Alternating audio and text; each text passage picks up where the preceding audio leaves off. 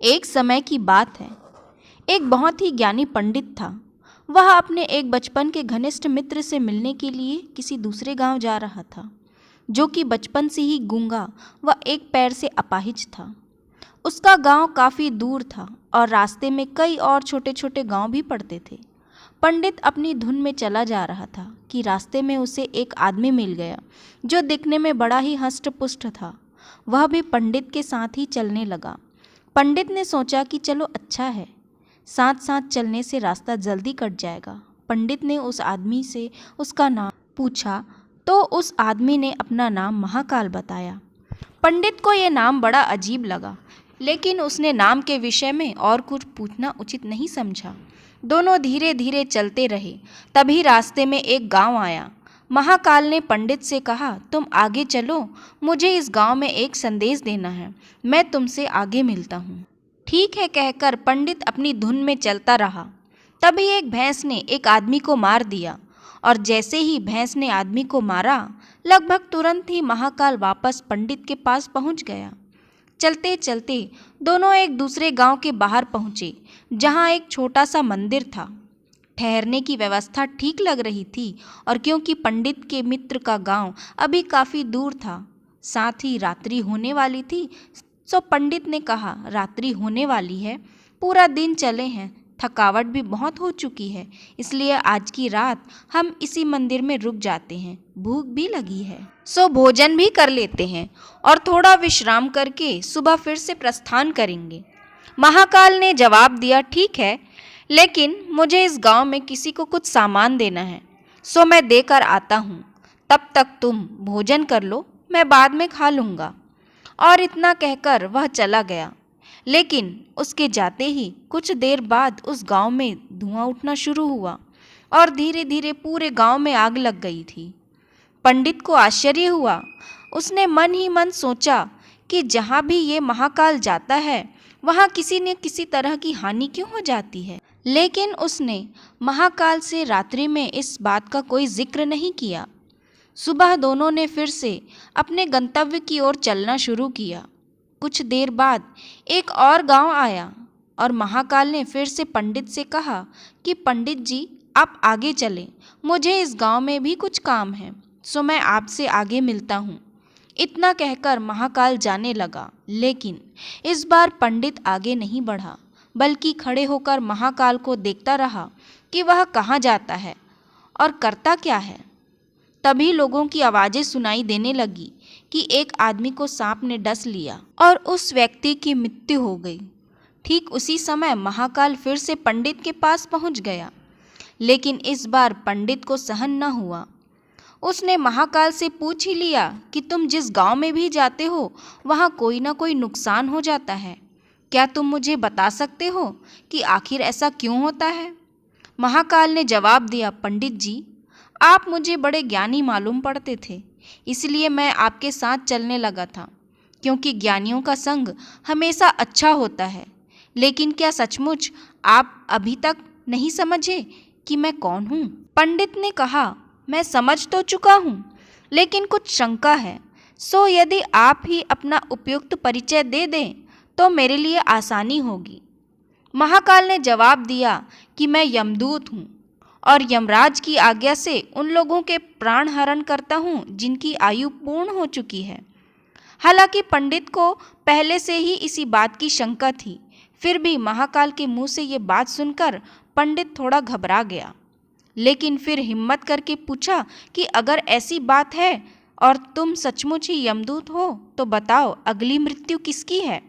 यमदूत ने जवाब दिया कि अगली मृत्यु तुम्हारे उसी मित्र की है जिसे तुम मिलने जा रहे हो। उसकी मृत्यु का कारण भी तुम ही होगे। ये बात सुनकर पंडित ठिठक गया और बड़े पशोपेश में पड़ गया कि यदि वास्तव में वह महाकाल एक यमदूत हुआ तो उसकी बात सही होगी और उसके कारण मेरे बचपन के सबसे घनिष्ठ मित्र की मृत्यु हो जाएगी। इसलिए बेहतर यही है कि मैं अपने मित्र से मिलने ही ना जाऊं। कम से कम मैं तो उसकी मृत्यु का कारण नहीं बनूंगा। तभी महाकाल ने कहा कि तुम जो सोच रहे हो वो भी मुझे पता है, लेकिन तुम्हारे अपने मित्र से मिलने न जाने के विचार से नियति नहीं बदल जाएगी। तुम्हारे मित्र की मृत्यु निश्चित है और वह अगले ही कुछ क्षणों में घटित होने वाली है। महाकाल के मुख से ये बात सुनते ही पंडित को झटका लगा, क्योंकि महाकाल ने उसके मन की बात जान ली थी, जो किसी सामान्य व्यक्ति के लिए तो संभव ही नहीं थी। फलस्वरूप पंडित को विश्वास हो गया कि महाकाल सचमुच यमदूत ही है। इसलिए वह अपने मित्र की मृत्यु का कारण न बने, इस हेतु वह तुरंत पीछे मुड़ा और फिर से अपने गांव की तरफ लौटने लगा। परंतु जैसे ही वह मुड़ा, सामने से उसे उसका मित्र उसी की ओर तेजी से आता हुआ दिखाई दिया, जो कि पंडित को देखकर अत्यधिक प्रसन्न लग रहा था। अपने मित्र के आने की गति को देख पंडित को ऐसा लगा जैसे कि उसका मित्र काफ़ी समय से उसके पीछे पीछे ही आ रहा था। लेकिन क्योंकि वह बचपन से ही गूंगा व एक पैर से अपाहिज था, इसलिए न तो पंडित तक पहुंच पा रहा था और न ही पंडित को आवाज़ देकर रोक पा रहा था। लेकिन जैसे ही वह पंडित के पास पहुंचा, अचानक न जाने क्या हुआ और उसकी मृत्यु हो गई। पंडित हक्का बक्का सा आश्चर्य भरी नज़रों से महाकाल की ओर देखने लगा, जैसे कि पूछ रहा हो कि आखिर हुआ क्या उसके मित्र को। महाकाल कहते हैं, तुम्हारा मित्र पिछले गांव से ही तुम्हारे पीछे पीछे आ रहा था, लेकिन तुम समझ ही सकते हो कि वह अपाहिज व गूंगा होने की वजह से ही तुम तक नहीं पहुंच सका। उसने अपनी सारी ताकत लगाकर तुम तक पहुंचने की कोशिश की, लेकिन बुढ़ापे में बचपन जैसी शक्ति नहीं होती शरीर में। इसलिए हृदयघात की वजह से तुम्हारे मित्र की मृत्यु हो गई और उसकी वजह तुम, क्योंकि वह तुमसे मिलने हेतु तुम तक पहुंचने के लिए ही अपनी सीमाओं को लांघते हुए तुम्हारे पीछे भाग रहा था। अब पंडित को पूरी तरह से विश्वास हो गया कि महाकाल सचमुच ही यमदूत है और जीवों के प्राण हरण करना ही उसका काम है। चूंकि पंडित एक ज्ञानी व्यक्ति था और जानता था कि मृत्यु पर किसी का कोई बस नहीं चल सकता, वह सभी को एक न एक दिन मरना ही है, इसलिए उसने जल्दी ही अपने आप को संभाल लिया। लेकिन सहसा ही उसके मन में अपनी स्वयं की मृत्यु के बारे में जानने की उत्सुकता हुई। इसलिए उसने महाकाल से पूछा, अगर मृत्यु मेरे मित्र की होनी थी तो तुम शुरू से ही मेरे साथ क्यों चल रहे थे? महाकाल ने जवाब दिया, मैं तो सभी के साथ चलता हूँ और हर क्षण चलता रहता हूँ, केवल लोग मुझे पहचान नहीं पाते, क्योंकि लोगों के पास अपनी समस्याओं के अलावा किसी और व्यक्ति, वस्तु या घटना के संदर्भ में सोचने या उसे देखने समझने का समय ही नहीं है। पंडित ने आगे पूछा, तो क्या तुम बता सकते हो कि मेरी मृत्यु कब और कैसे होगी? महाकाल ने कहा, हालांकि किसी भी सामान्य जीव के लिए ये जानना उपयुक्त नहीं है, क्योंकि कोई भी जीव अपनी मृत्यु के संदर्भ में जानकर व्यथित ही होता है। लेकिन तुम ज्ञानी व्यक्ति हो और अपने मित्र की मृत्यु को जितनी आसानी से तुमने स्वीकार कर लिया है, उसे देख मुझे ये लगता है कि तुम अपनी मृत्यु के बारे में जानकर भी व्यथित नहीं होगे। सो तुम्हारी मृत्यु आज से ठीक 6 माह बाद आज ही के दिन, लेकिन किसी दूसरे राजा के राज्य में फांसी लगने से होगी। और आश्चर्य की बात यह है कि तुम स्वयं खुशी से फांसी को स्वीकार करोगे। इतना कहकर महाकाल जाने लगा, क्योंकि अब उसके पास पंडित के साथ चलते रहने का कोई कारण नहीं था। पंडित ने अपने मित्र का यथास्थिति जो भी कर्मकांड संभव था किया और फिर से अपने गांव लौट आया। लेकिन कोई व्यक्ति चाहे जितना भी ज्ञानी क्यों ना हो, अपनी मृत्यु के संदर्भ में जानने के बाद कुछ तो व्यथित होता ही है और उस मृत्यु से बचने के लिए कुछ न कुछ तो करता ही है। सो पंडित ने भी किया। चूंकि पंडित विद्वान था, इसलिए उसकी ख्याति उसके राज्य के राजा तक थी। उसने सोचा कि राजा के पास तो कई ज्ञानी मंत्री होते हैं और वे उसकी इस मृत्यु से संबंधित समस्या का कोई ना कोई समाधान तो निकाल ही देंगे। इसलिए वह पंडित राजा के दरबार में पहुंचा और राजा को सारी बात बताई। राजा ने पंडित की समस्या को अपने मंत्रियों के साथ बांटा और उनसे सलाह मांगी। अंत में सभी की सलाह से ये तय हुआ कि यदि पंडित की बात सही है तो ज़रूर उसकी मृत्यु 6 महीने बाद होगी, लेकिन मृत्यु तब होगी जबकि वह किसी दूसरे राज्य में जाए ही ना, तो मृत्यु नहीं होगी। ये सलाह राजा को भी उपयुक्त लगी, सो उसने पंडित के लिए महल में ही रहने हेतु उपयुक्त व्यवस्था करवा दी। अब राजा की आज्ञा के बिना कोई भी व्यक्ति उस पंडित से नहीं मिल सकता था, लेकिन स्वयं पंडित कहीं भी आ जा सकता था, ताकि उसे ये न लगे कि वह राजा की कैद में है। हालांकि वह स्वयं ही डर के मारे कहीं आता जाता नहीं था। धीरे धीरे पंडित की मृत्यु का समय नज़दीक आने लगा और आखिरी दिन, वह दिन भी आ गया जब पंडित की मृत्यु होनी थी। तो जिस दिन पंडित की मृत्यु होनी थी, उससे पिछली रात पंडित डर के मारे जल्दी ही सो गया, ताकि जल्दी से जल्दी वह रात और अगला दिन बीत जाए और उसकी मृत्यु टल जाए। लेकिन स्वयं पंडित को नींद में चलने की बीमारी थी और इस बीमारी के बारे में वह स्वयं भी नहीं जानता था। इसलिए राजा या किसी और से इस बीमारी का जिक्र करने अथवा किसी चिकित्सक से इस बीमारी का इलाज करवाने का तो प्रश्न ही नहीं था। चूंकि पंडित अपनी मृत्यु को लेकर बहुत चिंतित था और नींद में चलने की बीमारी का दौरा अक्सर तभी पड़ता है जब ठीक से नींद नहीं आ रही होती। सो उसी रात पंडित रात को नींद में चलने का दौरा पड़ता है। वह उठा और राजा के महल से निकलकर अस्तबल में आ गया। चूंकि वह राजा का खास मेहमान था, इसलिए किसी भी पहरेदार ने उसे न तो रोका न किसी तरह की पूछताछ की। अस्तबल में पहुंचकर वह सबसे तेज दौड़ने वाले घोड़े पर सवार होकर नींद की बेहोशी में ही राज्य की सीमा से बाहर दूसरे राज्य की सीमा में चला गया। इतना ही नहीं, वह दूसरे राज्य के राजा के महल में पहुंच गया और संयोग ये हुआ कि उस महल में भी किसी पहरेदार ने उसे रोका नहीं और ना ही कोई पूछताछ की, क्योंकि सभी लोग रात के अंतिम प्रहर की गहरी नींद में थे। वह पंडित सीधे राजा के शयन कक्ष में पहुंच गया।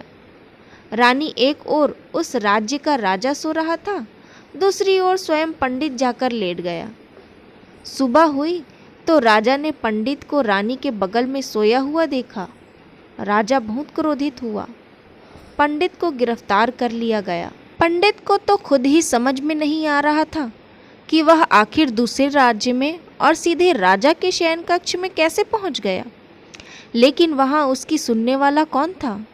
राजा ने पंडित को राज दरबार में हाजिर होने का हुक्म दिया। कुछ समय बाद राजा का दरबार लगा, जहां राजा ने पंडित को देखा और देखते ही इतना क्रोधित हुआ कि पंडित को फांसी पर चढ़ा दिए जाने का फरमान सुना दिया। फांसी की सज़ा सुनकर पंडित कांप गया। फिर भी हिम्मत कर उसने राजा से कहा कि महाराज, मैं नहीं जानता कि मैं इस राज्य में कैसे पहुंच गया।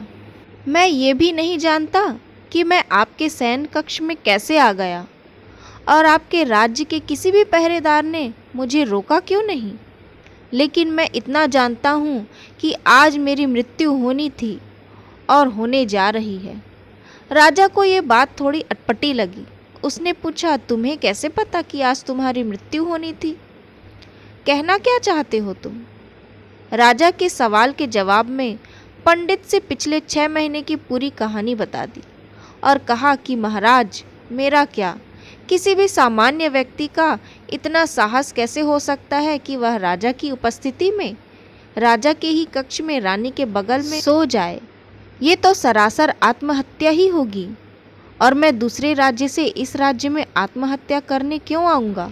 राजा को पंडित की बात थोड़ी उपयुक्त लगी, लेकिन राजा ने सोचा कि शायद वह पंडित मृत्यु से बचने के लिए ही महाकाल और अपनी मृत्यु की भविष्यवाणी का बहाना बना रहा है। इसलिए उसने पंडित से कहा कि यदि तुम्हारी बात सत्य है और आज तुम्हारी मृत्यु का दिन है, जैसा कि महाकाल ने तुमसे कहा है, तो तुम्हारी मृत्यु का कारण मैं नहीं बनूंगा। लेकिन यदि तुम झूठ कह रहे हो तो निश्चित ही आज तुम्हारी मृत्यु का दिन है। चूंकि पड़ोसी राज्य का राजा उसका मित्र था, इसलिए उसने तुरंत कुछ सिपाहियों के साथ दूसरे राज्य के राजा के पास पत्र भेजा और पंडित की बात की सत्यता का प्रमाण मांगा। शाम तक भेजे गए सैनिक फिर से लौटे और उन्होंने आकर बताया कि महाराज, पंडित जो कह रहा है वह सच है। दूसरे राज्य के राजा ने पंडित को अपने महल में ही रहने की संपूर्ण व्यवस्था दे रखी थी और पिछले 6 महीने से ये पंडित राजा का मेहमान था। कल रात राजा स्वयं इससे अंतिम बार इसके शयन कक्ष में मिले थे। और उसके बाद ये इस राज्य में कैसे पहुंच गया इसकी जानकारी किसी को नहीं है। इसलिए उस राज्य के राजा के अनुसार पंडित को फांसी की सजा दी जाना उचित नहीं है। लेकिन अब राजा के लिए एक नई समस्या आ गई। चूंकि उसने बिना पूरी बात जाने ही पंडित को फांसी की सजा सुना दी थी, इसलिए अब यदि पंडित को फांसी की सजा न दी जाए तो राजा के कथन का अपमान होगा, और यदि राजा द्वारा दी गई सजा का मान रखा जाए तो पंडित की बेवजह मृत्यु हो जाएगी। राजा ने अपनी इस समस्या का जिक्र अपने अन्य मंत्रियों से किया और सभी मंत्रियों ने आपस में चर्चा कर ये सुझाव दिया कि महाराज, आप पंडित को कच्चे सूत के एक धागे से फांसी लगवा दें। इससे आपके वचन का मान भी रहेगा और सूत के धागे से लगी फांसी से पंडित की मृत्यु भी नहीं होगी, जिससे उसके प्राण भी बच जाएंगे। राजा को ये विचार उपयुक्त लगा और उसने ऐसा ही आदेश सुनाया। पंडित के लिए सूत के धागे का फांसी का फंदा बनाया गया और नियमानुसार पंडित को फांसी पर चढ़ाया जाने लगा। सभी खुश थे कि न तो पंडित मरेगा न राजा का वचन झूठा पड़ेगा। पंडित को भी विश्वास था कि सूत के धागे से तो उसकी मृत्यु नहीं होगी, इसलिए वह भी खुशी खुशी फांसी पर चढ़ने को तैयार था, जैसा कि महाकाल ने उसे कहा था। लेकिन जैसे ही पंडित को फांसी दी गई, सूत का धागा तो टूट गया, लेकिन टूटने से पहले उसने अपना काम कर दिया। पंडित के गले की नस कट चुकी थी उस सूत के धागे से, और पंडित जमीन पर पड़ा तड़प रहा था। हर धड़कन के साथ उसके गले से खून की फुहार निकल रही थी, और देखते ही देखते कुछ ही क्षणों में पंडित का शरीर पूरी तरह से शांत हो गया। सभी लोग आश्चर्यचकित हक्के भक्के से पंडित को मरते हुए देखते रहे। किसी को भी विश्वास नहीं हो रहा था कि एक कमज़ोर से सूत के धागे से किसी की मृत्यु हो सकती है। लेकिन घटना घट चुकी थी और नियति ने अपना काम कर दिया था। जो होना होता है वह होकर ही रहता है। हम चाहे जितनी सावधानियां बरतें या चाहे जितने उपाय कर लें, लेकिन हर घटना और उस घटना का सारा ताना बाना पहले से निश्चित है, जिसे हम रत्ती भर भी इधर उधर नहीं कर सकते। इसलिए ईश्वर ने हमें भविष्य जानने की क्षमता नहीं दी है, ताकि हम अपने जीवन को ज़्यादा बेहतर तरीके से जी सकें। कहानी अच्छी लगी हो तो वीडियो को लाइक और चैनल को सब्सक्राइब ज़रूर कीजिएगा।